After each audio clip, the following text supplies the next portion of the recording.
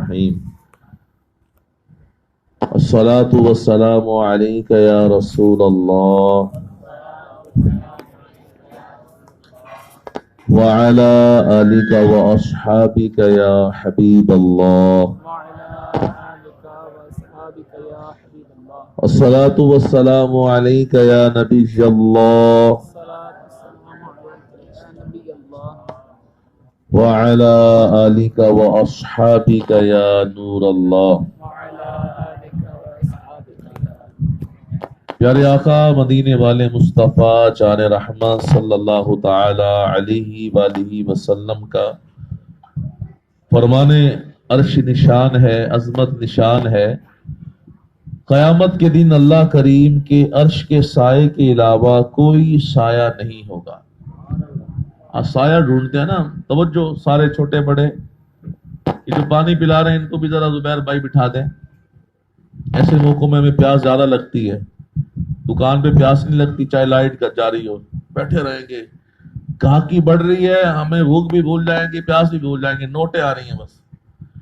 اور جہاں ثواب مل رہا ہو وہاں پیاس بھی ملے گی، آئے گی، بھوک بھی لگے گی، بار بار گھڑی بھی دیکھیں گے، جہاں نیکی مل رہی ہو۔ قیامت کے دن ذرا توجہ رکھیں، قیامت ہے کیا؟ آج سورج ہم سے کروڑوں میل دور ہے، کروڑوں میل۔ سورج کے 12 منہ ہیں۔ کتنے منہ ہیں؟ 12 منہ ہیں سورج کے۔ سورج آج کروڑوں میل دور ہے، 12 منہ ہیں۔ قیامت کے دن 1.25 میل پر ہوگا۔ 1.25 میل میرے خیال چوک کمار والا شاید 1.25 میل ہو یہاں سے۔ چوک کمار والا پہ سورج ہو، اور سورج زمین سے لاکھوں گنا بڑا ہے، اور ہمارے اوپر ہوگا، اور اس کے 12 منہ ہماری طرف ہوں گے۔ آج ایک منہ ہماری طرف ہے، اس کا رخ بھی سیدھا نہیں ہے، اس کی پشت ہے، مگر وہ گرمی برداشت کرنے کی کسی میں طاقت نہیں ہے۔ ابھی 12 بجے کے بعد کوئی فرش پہ ننگے پاؤں کھڑے نہیں ہو سکتا۔ بڑے بڑے طاقتور، بڑے بڑے پہلوان 5 منٹ کے لیے ننگے پاؤں فرش پر کھڑے نہیں ہو سکتے۔ قیامت کے دن 1.25 میل پر سورج آگ برسا رہا ہوگا، زمین تپ تپ کر تانبے کی شکل اختیار کر چکی ہوگی۔ سورج آگ برسا رہا ہے، لوگ اپنے ہی پسینے میں ٹخنوں تک، بعض گھٹنوں تک، بعض ناف تک، اور بعض ایسے ہوں گے جو اپنے ہی پسینے میں ڈبکیاں لگا رہے ہوں گے۔ یہ پسینہ کیا نکلتا، ہمارا 2-4 قطرے نکل آئے تو پسینہ تو وہ ہوگا کہ کئی گز، بلکہ علماء لکھتے ہیں کہ 70 گز لوگوں کا پسینہ نکلے گا، زمین پی جائے گی۔ پھر لوگ اپنے گناہوں کی حیثیت کے مطابق، گناہوں کی جو ان کے گناہ ہوں گے اس گناہوں کے مطابق، کوئی ٹخنوں تک، کوئی گھٹنے تک، کوئی ناف تک، کوئی گردن تک ہوگا، اور بعض ایسے ہوں گے جو اپنے ہی پسینے میں ڈبکیاں لگا رہے ہوں گے۔ دماغ جو ہمارا ذرا سا درد ہو نا سر میں تو ہم تکلیف محسوس کرتے ہیں۔ قیامت کے دن یہ دماغ جس طرح ابلتا ہے نا، پانی کھولتا ہے، جب پانی کو رکھتے ہیں چائے پکانے کے لیے، کاوا رکھا تو پانی کھولتا ہے، اس طرح ہمارا دماغ کھول رہا ہوگا۔ زبانیں سوکھ کر کانٹا ہو چکی ہوں گی، سگی ماں ایک نیکی نہیں دے گی، بیوی منہ چھپا لے گی، اولاد پہچاننے سے انکار کر دے گی، کہیں باپ نیکی نہ مانگ لے۔ اس اولاد کے لیے ساری زندگی مال کمایا، نہ گرمی دیکھی، نہ سردی، نہ لاک ڈاؤن دیکھا، نہ کرونا دیکھا، بس مال کمانا ہے، بچوں کا پیٹ بھرنا ہے۔ یہ بچے قیامت کے دن بھول جائیں گے۔ قیامت کے دن اللہ کے عرش کے سائے کے علاوہ کوئی سایہ نہیں ہوگا۔ علماء لکھتے ہیں، بعض علماء نے فرمایا کہ ملک شام کی زمین پر قیامت قائم ہوگی۔ بعض کربلا کے میدان کے بارے میں فرماتے، لیکن ملک شام کے حوالے مضبوط ہیں، اور میدان ایسا ہوگا بالکل سیدھا، یعنی رائے کا دانہ بھی اگر زمین پہ پڑا ہوگا وہ نظر آئے گا، سب کو نظر آئے گا۔ وہ لوگ برہنہ ہوں گے لیکن آنکھیں اوپر چڑھی ہوں گی، کوئی کسی کو نہیں دیکھے گا، ہر کسی کو اپنی پڑی ہوگی، میرا کیا بنے گا، میرا کیا بنے گا۔ ایسے وقت میں اللہ کا عرش اور عرش کا سایہ، اس سائے میں 3 افراد ہوں گے. پیارے آقا صلی اللہ علیہ وسلم فرماتے 3 افراد قیامت کے دن اللہ کے عرش کے سائے میں ہوں گے. اور بھی کئی ہوں گے، کئی روایتیں ہیں. ایک روایت یہ بھی ہوتی ہے، ایک روایت یہ بھی ہے کہ قیامت کے دن اللہ کے عرش کے سائے میں ایک عظیم دسترخوان بچھے گا. پوری دنیا کے احاطہ دنیا جتنا ایک دسترخوان بچھے گا اللہ کے عرش کے سائے میں، اور منادی ندا کرے گا کہاں ہے روزہ رکھنے والے، اللہ کے لیے پیاس کو برداشت کرنے والے، اللہ کے لیے بھوک کو برداشت کرنے والے، اللہ کے لیے تھکاوٹ کو برداشت کرنے والے آئیں اس عظیم دسترخوان پر آ کر بیٹھیں. وہ آ کر بیٹھیں گے، جنتی مشروبات لگے ہوں گے، جنتی پھل سجے ہوں گے، جنتی کھانے سجے ہوں گے. کہا جائے گا کھاؤ، دنیا میں تم بھوکے تھے، پیو، دنیا میں تم پیاسے تھے، آرام کرو، دنیا میں تم تھکے ہوئے تھے. روزہ دار کھائیں گے اور روزہ خور چلیں گے، گرمی میں دھوپ میں اپنے پسینے میں ڈبکیاں لگا رہے ہوں گے. تو 3 افراد یہ بھی ہیں جو اللہ کے عرش کے سائے میں ہوں گے. پہلا شخص وہ پیارے آقا صلی اللہ تعالی علیہ وسلم نے ارشاد فرمایا جو میرے کسی امتی کی پریشانی کو دور کر دے. آج پریشان حال امتیوں کی تعداد بڑھتی جا رہی ہے. ایک وہ ہے جو مانگتے ہوئے، یعنی مانگنے والے پیشہ ور بھکاری ہیں، ان کو دینا منع ہے. ان پیشہ ور کو نہ دیا کریں، ان کی عادتیں خراب ہیں، یہ لاکھوں کماتے ہیں. اپنے غریب رشتہ داروں کو دیں، غریب ہمسایوں کو دیں، غریب مسلمانوں کو دیں، سفید پوش مسلمانوں کو دیں، غریبوں کو دیں، اور اس ہاتھ سے دیں اس کو خبر نہ ہو. اعلان کر کے دینا، 70 روپے اعلان کر دیے اور 1 روپیہ چھپا کر دیا. یہ چھپانے والا 1 روپیہ ان 70 پر بھاری ہے. اور بندہ قیامت کے دن اپنے صدقے کے سائے میں ہوگا. اللہ کا وعدہ ہے کہ صدقے کو بڑھاتا ہے، صدقے کو بڑھاتا ہے اور سود کو مٹاتا ہے. بڑے بڑے سود خور، میل اونر، فیکٹری اونر، بڑے بڑے کربوں پتی جب سود کی لعنت میں پڑے، سود کی لت ان کو لگی، کخ بھی نہ رہا ان کے پاس. خربوں پتی، اربوں پتی، کخ پتی بن گیا، وہ زمین پہ آ گیا وہ. تو اللہ سے اعلان جنگ ہے جو سود کھاتا ہے، جو سود کھاتا ہے، اعلان جنگ ہے یہ. 1 درہم سود کا کھانے والا گویا کہ اس نے 36 مرتبہ اپنی ماں کے ساتھ مکالہ کیا. روایتیں موجود ہیں. اپنی اولاد کو حلال کھلائیں، پاک طیب مال کھلائیں، پیاز کے ساتھ کھلا لیں، اچار کے ساتھ کھلا دیں، چٹنی کے ساتھ کھلا دیں. کچھ بھی نہ ملے پانی میں روٹی ڈبو کر کھلا دیں. حرام کے بکرے پہ تھوک دیں، دیسی مرغے پہ تھوک دیں حرام کے، اس کی طرف نظر نہ کریں. حلال کھلائیں گے، مزدوری کر کر کھلائیں گے. کسی کا حق نہیں دبانا، جھوٹ نہیں بولنا، ملاوٹ نہیں کرنی، کم نہیں تولنا، کم نہیں ناپنا. اولاد کو حلال کھلائیں گے. کل یہ اولاد ہمارے مستقبل کا سہارا بنے گی. کل یہ اولاد بڑھاپے میں سہارا بنے گی. کل یہ اولاد عزت کرنے والی بنے گی، یہ دیندار بنے گی، نیکی کی دعوت دینے والی بنے گی، نیکیوں پر عمل کرنے والی بنے گی. فرمایا پہلا شخص وہ جو میرے کسی امتی کی پریشانی کو دور کر دے، اور دوسرا شخص وہ ہے جو میری سنت کو زندہ کرنے والا ہے. آج دیکھیں سنت رسول صلی اللہ علیہ وسلم ختم ہوتی جا رہی ہے. یہ تو اللہ بھلا کرے میرے اہل سنت کا، مولانا محمد الیاس ستار قادری صاحب دامت برکاتہم العالیہ کا، کہ آج کے اس پرفتن دور میں جب نوجوان لڑکے تو لڑکے لڑکیاں پینٹیں پہننا شروع کر دی، جنہوں نے سرکار کی پوری سنت داڑیاں سجا دی ہیں، امامے کی تاج سجا دی ہیں، زلفیں سجا دی ہیں، سفید لباس پہنا دی ہیں. اللہ بھلا کرے ان کا. پہلے ایک دور تھا، آج سے 40-50 سال پہلے، ہمارے بڑے بتاتے کہ ہر شخص کے سر پر سفید یعنی صافہ ہوتا تھا.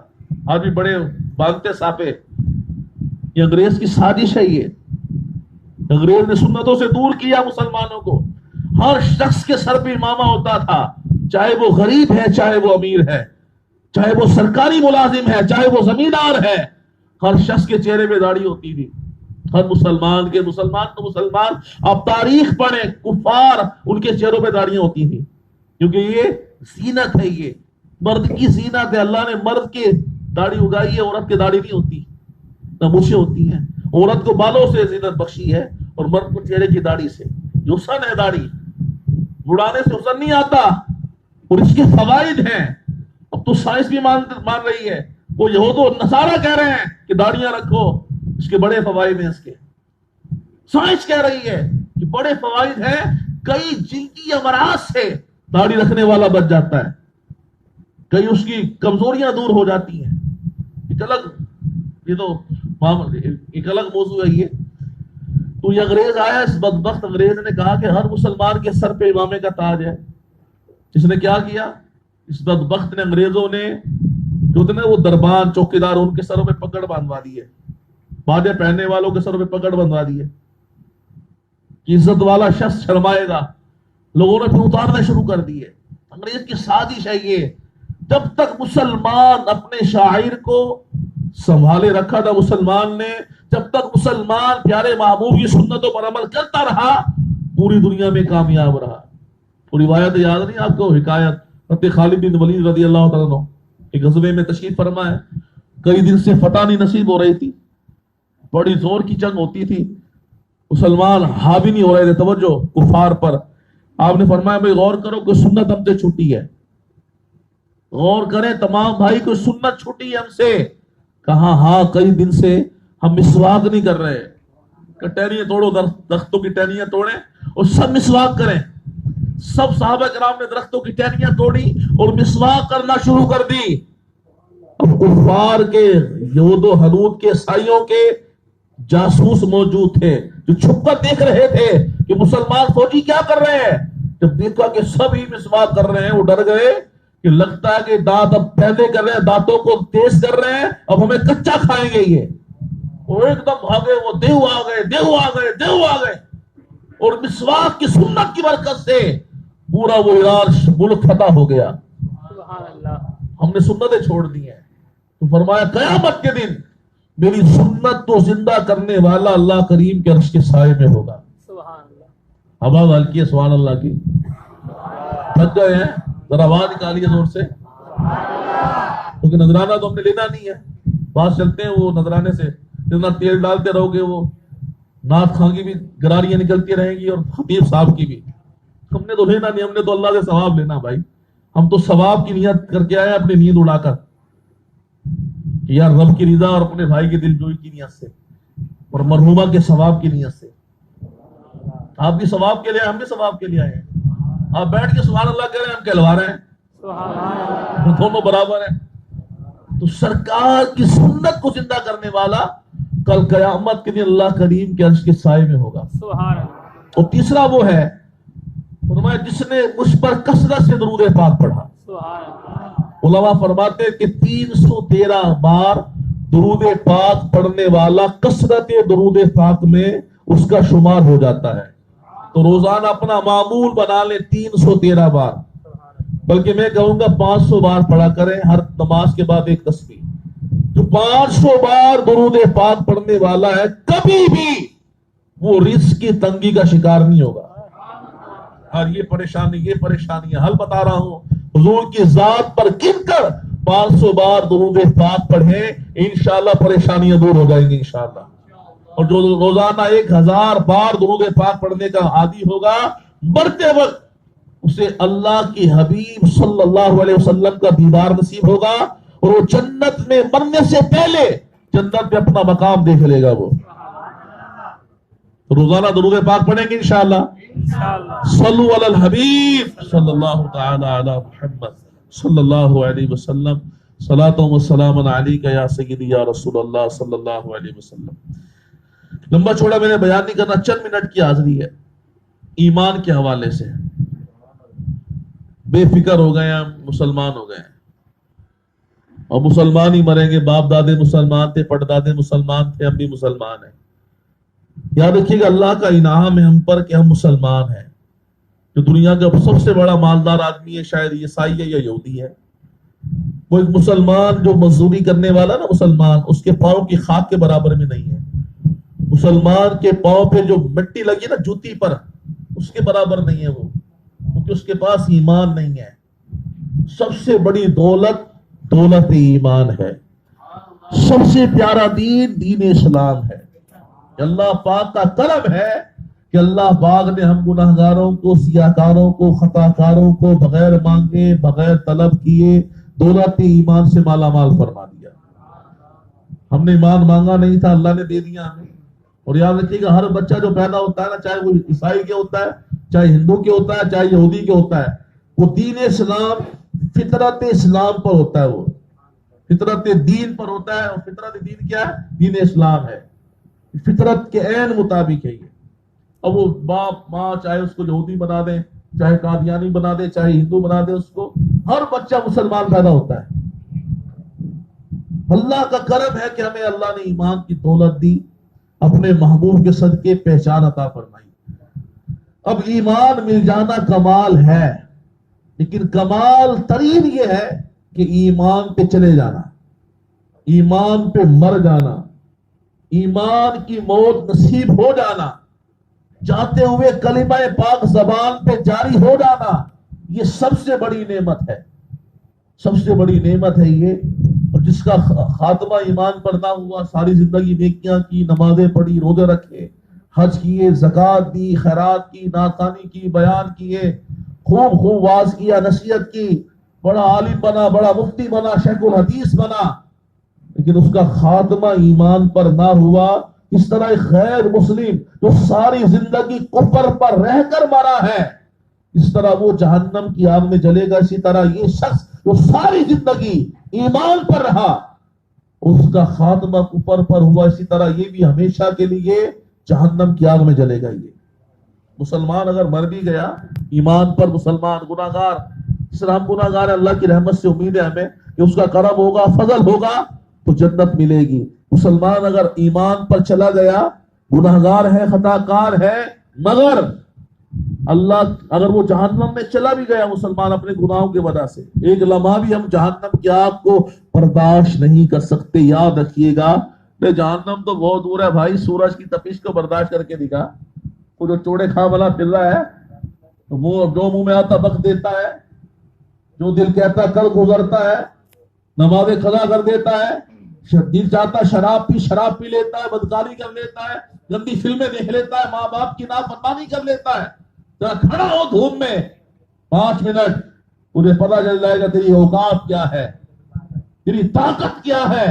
5 منٹ دھوپ میں کھڑا نہیں ہو سکتا. قیامت کے دن 50,000 سال کیسے کھڑا ہوگا؟ قبر میں ہزاروں سال رہنا ہوگا بغیر پنکھے کے.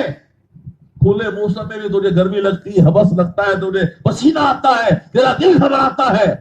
اب تیری قبر میں جب سلیں اوپر رکھی ہوگی اور منو مٹی اوپر پڑی ہوگی، اس وقت کیسے برداشت کرے گا میرے بھائی؟ کیا اوقات ہے تیری؟ اکڑ کے چلتا ہے دنیا میں. اللہ والے نے دیکھا ایک شخص کو، ایک بادشاہ تھا، اکڑ کے چل رہا تھا، خانہ کعبہ کا طواف کر رہا تھا اکڑ کر. 3 چکر اکڑ کے کرنا رمل ہے. پہلے 3 چکر جو ہے نا وہ ذرا چھوٹے چھوٹے قدم اٹھانے اور اکڑ کے چلنا، یہ اللہ کو عطا پسند آتی ہے. جب صحابہ کرام آئے نا سرکار دو عالم صلی اللہ علیہ وسلم کے ساتھ عمرہ کرنے کے لیے، تو کچھ بیمار تھے صحابہ کرام، تو میرے محبوب نے فرمایا ذرا اکڑ کے چلو. کفار دیکھ رہے ہیں، ان پہ روب طاری کرنے کے لیے اکڑ کر چلو. اللہ کو عطا پسند آ گئی کہ قیامت تک کے لیے ہر مسلمان صحابہ کرام کی سنت کو ادا کرتے ہوئے 3 چکر جو پہلے طواف کے رمل اسے کہتے ہیں، وہ اکڑ کے چلے. وہ 3 چکر نہیں، وہ سارے چکر اکڑ کے چل رہا تھا، ذرا غرور کے ساتھ چل رہا تھا. جو رمل کرے گا وہ غرور نہیں ہوگا اس کے دل میں، وہ ادا کرے گا، وہ ادا. یہ اکڑ کے غرور میں چل رہا تھا. اللہ کے ولی نے فرمایا انسان اے خلیفہ، تیری اوقات کیا ہے؟ 2 بار تو پیشاب گاہ سے نکلا ہے، ایک بار ماں باپ کی، ایک بار ماں کی پیشاب گاہ سے، اور ہر وقت گند کا ٹوکرا پیٹ میں اٹھائے رکھتا ہے اور اکڑ کے چلتا ہے. اپنی حقیقت کو یاد کر.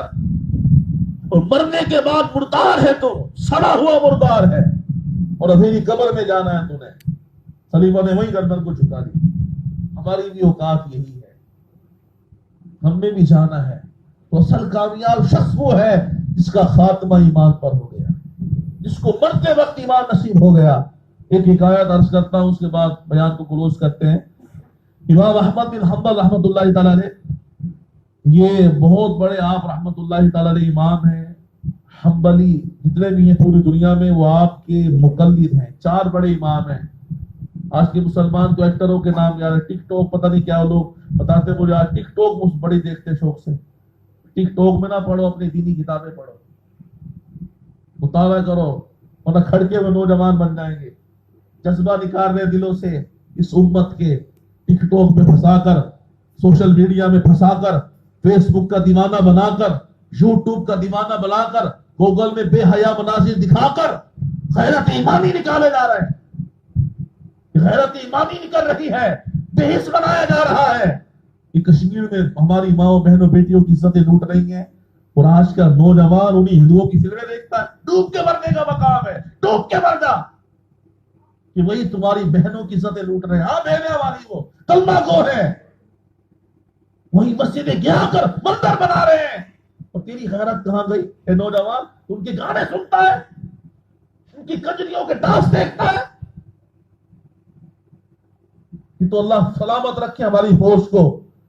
صحیح بتا رہا ہوں میں, جو فوج کو برا کہتے گندے ہیں, وہ غدار ہیں. وہ فوج نہ ہوتی کھا جاتے ہندو, ہمیں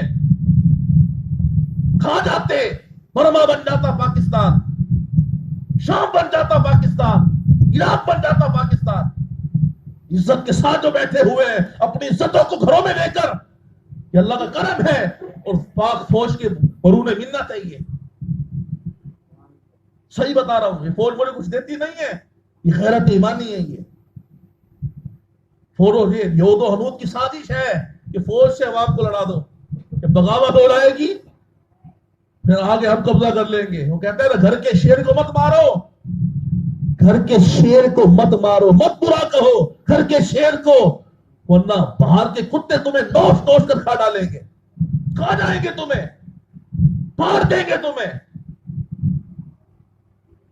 تمہیں اسی ہو گئی ہے, غیرت ایمانی نہیں رہی, جذبہ ایمانی نہیں رہا. ایک محمد بن قاسم, ایک صدا بلند ہوئی تھی دیبل کراچی, صاحب کا دیبل موجودہ کراچی. ایک سندھ سے ایک لڑکی نے, مسلمان عورت نے, لڑکی نے آواز دی تھی. راجہ داہر نے اس کی عزت پہ حملہ کرنا چاہا, قید میں ڈالا اس کو. اس نے پیغام بھیجا کسی مسلمان کے ہاتھ, حجاج بن یوسف ظالم ترین بادشاہ, لاکھوں لوگوں کی گردنیں کاٹنے والا حجاج بن یوسف ظالم ترین بادشاہ ہے مسلمانوں کا. کہا یا حجاج, آج تیری بہن پر ہندو درندے تیری بہن کی عزت پہ ڈاکہ ڈال رہے, کہاں ہے تو؟ میں نے تاریخ پڑھی ہے, تاریخ پڑھتے نہیں ہیں, ٹک ٹاک میں گھسے ہوئے ہیں, گانوں میں گھسے ہوئے ہیں. تاریخ پڑھو. حجاج بن یوسف ساری رات, یہ جس طرح شیر دھاڑتا ہے نا, شیر جس طرح لال پیلا ہو کر جس طرح شیر ٹہلتا ہے, ساری رات ٹہلتا رہا وہ. اور کہا بہن تیرا بھائی ابھی زندہ ہے, تیری عزت کا تحفظ کرنے والے ہیں. کہاں بغداد, کہاں مدینہ منورہ, کہاں کراچی. حجاج بن یوسف نے محمد بن قاسم کو چنا, سپہ سالار بنایا فوج کا. 17 سالہ نوجوان کو بھیجا, جاؤ دیوال کی دیواروں اینٹوں سے اینٹیں بجا دو, جا کر اپنی بہن کو آزاد کراؤ. فوج لے کر آئے, اس کو آزاد کرایا کہ بہن ہم آ گئے ہیں. آزاد کرانے کے بعد کراچی سے شروع ہوئے, ملتان تک آئے. تاریخ ملتی ہے پتہ کرتے ہوئے. یہ تھی غیرت ایمانی. اور ان بہنوں کی چیخیں بھی سننے کے لیے ہمارے پاس ٹائم نہیں ہے. درس قرآن اگر ہم نے نہ بھلایا ہوتا, یہ زمانہ نہ زمانے نے دکھایا ہوتا. وہ معزز تھے زمانے میں, عامل قرآن ہو کر, عامل قرآن ہو کر ہم خار ہوئے, تارک قرآن ہو کر. ہم نے اپنی تاریخیں چھوڑ دی ہیں. ٹک ٹاک, پولا پولا, نہ نماز کی فکر ہے, نہ قرآن پاک کی طرف دھیان ہے. قرآن پاک پڑھنا نہیں آتا, تو پڑھنا آتا تو کھو کے نہیں پڑھتا. دینی کتابیں پڑھنے کا ٹائم نہیں ہے. کھڑکا ہوا نوجوان, ایک تھپڑ مارا اٹھ نہ سکیں گے. آج کل کے بوڑھے زیادہ طاقتور ہیں آج کل کے نوجوانوں سے. حالت یہ ہو چکی ہے.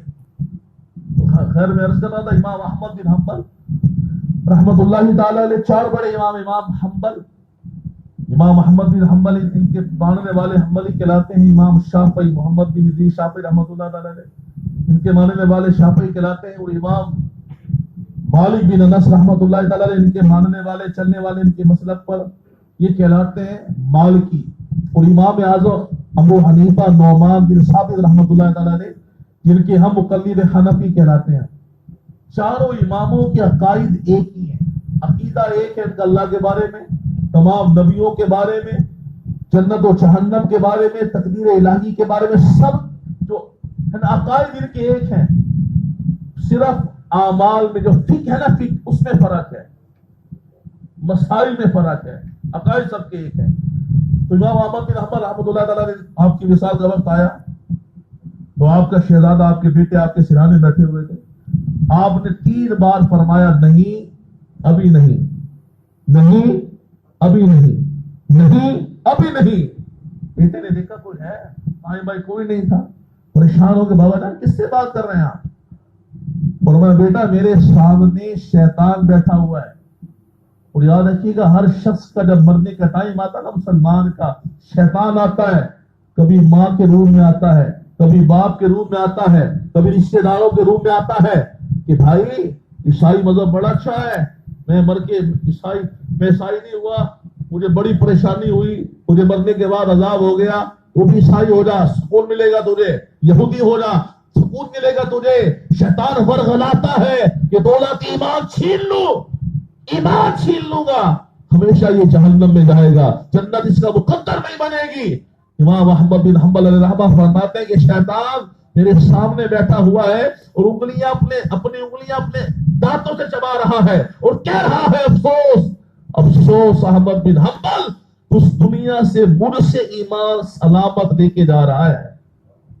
دعا فرماتے میں کہہ رہا ہوں نہیں ابھی نہیں، نہیں ابھی نہیں، نہیں ابھی نہیں، بدبخت جب تک میرا آخری سانس ایمان کی عادت میں نہیں نکل جاتا میں تجھ سے مطمئن نہیں ہو سکتا۔ یہ اللہ والوں کا انداز ہے، ہم تو مطمئن بیٹھے ہوئے ہیں، لگتا ہے ایسے کہ فوراً جنت میں چلے جائیں گے مرتے ہی، جنت ہماری مشتاق ہے، ایسے اعمال کر رکھے۔ او بھائی جو قطعی جنتی تھے میرے آقا ابو بکر صدیق رضی اللہ تعالیٰ عنہ، عمر فاروق رضی اللہ تعالیٰ عنہ، عثمان غنی رضی اللہ تعالیٰ عنہ، مولا کائنات مولا علی شیر خدا رضی اللہ تعالیٰ عنہ، بی بی فاطمہ الزہرا رضی اللہ تعالیٰ عنہ، جو قطعی جنتی ہیں، وہ خوف الہی سے رویا کرتے ہیں، ساری رات آنسو بہایا کرتے ہیں، رو رو کر چہرے پہ آنسو کی لائنیں پڑ گئی تھی، نشانات پڑ گئے تھے، ڈرتے تھے اللہ سے، قرآن سنتے تھے روتے تھے، نماز پڑھتے تھے روتے تھے، اور ہم بے فکر ہو گئے، نہ نماز نہ تلاوت نہ قرآن نہ سچ بولنا نہ آنکھوں کی حفاظت کرنا، اور یہ مرتے جنت میں چلے جائیں گے۔ تو خدا را اپنی زندگی کی قدر کیجیے، ایک ہی بار ملتی ہے، بار بار نہیں ملتی۔ کوئی میرا بھائی ایسا ہو تو مرنے کے بعد دوبارہ آیا ہو، جی میں بھی آ گیا ہوں، جی میں بھی آیا سپلی میں آیا ہوں، میں مجھے چانس دے دیا گیا، جاؤ بھائی تیاری کرو، ہے کوئی ایسا؟ ابراہیم بن ادم رحمۃ اللہ تعالی علیہ سے کسی نے سوال کیا آبادی کس طرف ہے، آبادی شہر کس طرف ہے؟ آپ نے قبرستان کی طرف اشارہ، کس طرف ہے آبادی؟ کہنے والے ہو بھائی کیا کر رہے ہو بابا جی، آبادی تو اس طرف ہے۔ آپ نے فرمایا اصل آبادی تو یہی ہے، سب نے یہاں جانا ہے، اور جس نے یہاں چلے جانا ہے واپس لوٹ کر نہیں آنا۔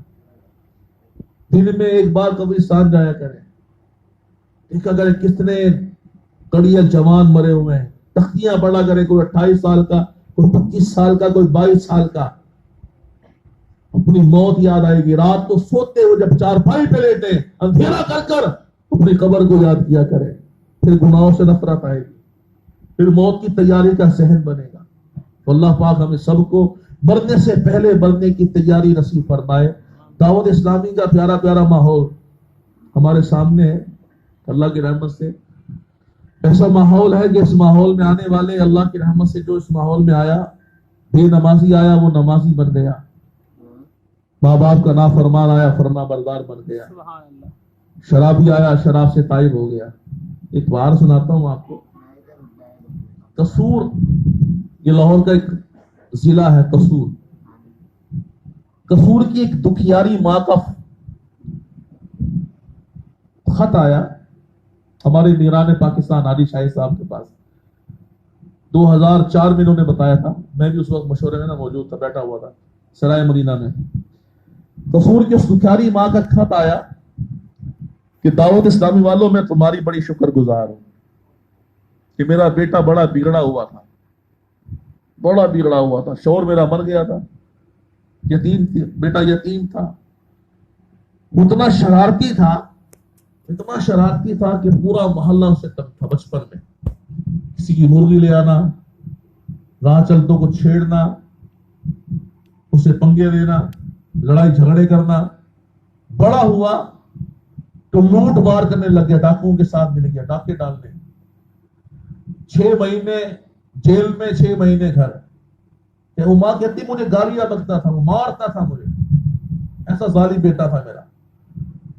एक दिन वो लंबा ही चला गया जेल में। मैंने बद्दुआ की, या अल्लाह इससे जान छोड़ा मेरी। बद्दुआ माँ की बद्दुआ ना ले, बाप की बद्दुआ ना ले। बाप की दुआ बेटे के हक में कबूल होती है। माँ से दुआ ले, बाप से दुआ ले, इनकी दुआओं की बरकत से बेड़ा पार होगा। जिसकी माँ नहीं उससे पूछे माँ कितनी बड़ी नेमत है, जिसका बाप नहीं उससे पूछे बाप कितनी बड़ी नेमत है। कहती कि वो लंबा ही चला गया जेल में। मैंने सुख का सांस लिया। काफी अरसे बाद, 2-2.5 साल के बाद एक दिन घर का दरवाजा बजा। मैंने पूछा कौन?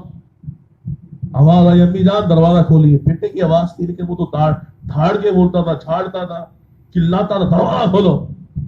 आवाज तो बेटे की, लेकिन नरमी है लहजे में। परेशान, मैंने दरवाजा खोला तो देखा मेरा बेटा जो दाढ़ी मुड़ा था उसके चेहरे में मुकम्मल दाढ़ी है, सर पे इमामे का ताज है, सफेद लिबास पहना हुआ है, निगाहें झुकी हुई हैं, माथे पे सजदों का निशान है। मैं हैरान, कैसे दरवाजा खोला, फौरन वो मेरे कदमों में पांव से लिपट के रो रो के माफी मांगे, अम्मी जान मुझे माफ कर दें, अम्मी जान मैं आज के बाद आपका दिल नहीं दुखाऊंगा। मेरी माँ हैरान कहती है, मैंने उसको सीने उठा के सीने से लगाया, फूट फूट के रोई। रोने के बाद पूछा बेटा ये तब्दीली कैसे आई? कहना अम्मी जान वो खुशकिस्मती से जेल में था मैं, दावत इस्लामी के मुबल्लिग वहां भी आते थे, जेल की कैदियों को आकर दीन सिखाते हैं, हमारे मुबल्लिगीन जाते हैं। कराची की जेलों में आलिम दीन बनाया जा रहा है। कितने कैदियों को आलिम बना दिया, कितनों को हाफिज कुरान बना दिया है जेल के अंदर।